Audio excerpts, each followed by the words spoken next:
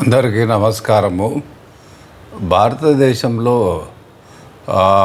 Spiritual tourism అనేది ఒక package start చేసి ఎస్పెషలీ ఫర్ విదేశీయులకి మండలం రోజులు అంటే 41 డేస్.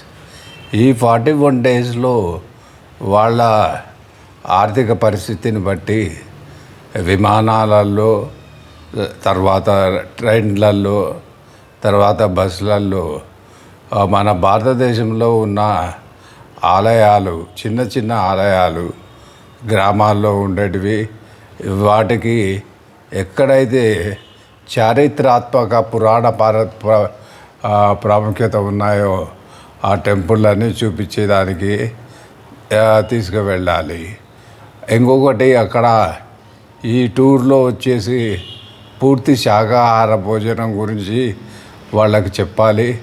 కొంతమంది శాకాహార భోజనం చేయలేని వాళ్ళకు హోటల్లో అరేంజ్ చేయాలి. ఇంకొకటి, దీంతో పాటు ఈ స్పిరిచువల్ టూరిజం వలన భారతదేశానికి మంచి రెవెన్యూ వస్తుంది.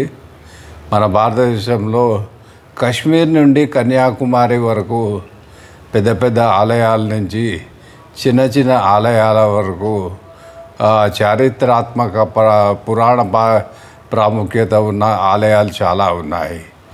అయితే దీంట్లో కూడా కాశ్మీర్ టు కన్యాకుమారి అంటే మన దేశం చాలా పెద్దది కాబట్టి ముందు ఈ టూర్లను, ప్యాకేజీలను south Bharat, north Bharat, east Bharat, west Bharat అని 4 భాగాలుగా విభజించి దీని ప్యాకేజీ ఇంత, ఎక్కడి వరకు విమానంలో తీసుకెళ్తాము, అక్కడి నుంచి ఎలా రోడ్డు మీద వెళ్ళాలి, ఇవన్నీ వాళ్ళకి ఎక్స్ప్లెయిన్ చేస్తూ ఆలయ గైడ్స్ కూడా మంచి ఇంగ్లీష్ మాట్లాడి, స్పానిష్ కానీ వాళ్ళ ఫారిన్ లాంగ్వేజెస్ ఒక గ్రూప్గా వస్తే వాళ్ళకు ఎక్స్ప్లెయిన్ చేసే విధంగా ఉండాలి.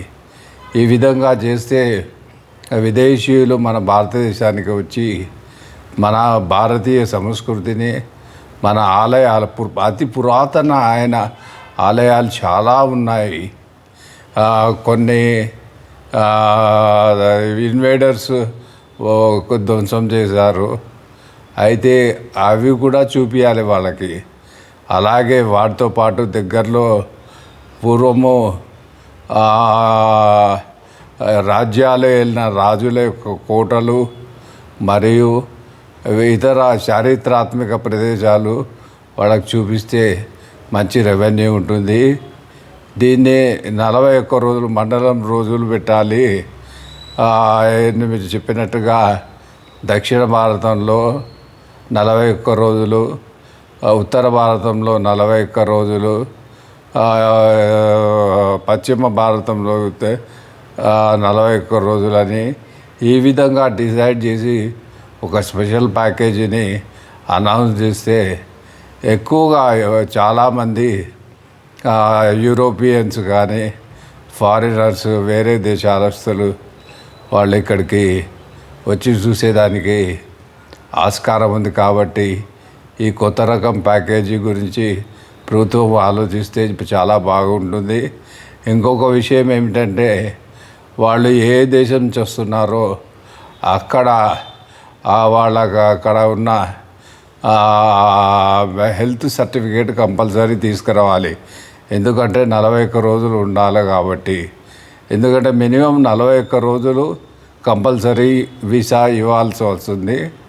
అందులో కూడా 41 రోజుల పూర్తి భారతదేశంలోని చారిత్రాత్మక ప్లేసులు, తర్వాత ఆలయాలు, ఇవన్నీ చెప్పలేము.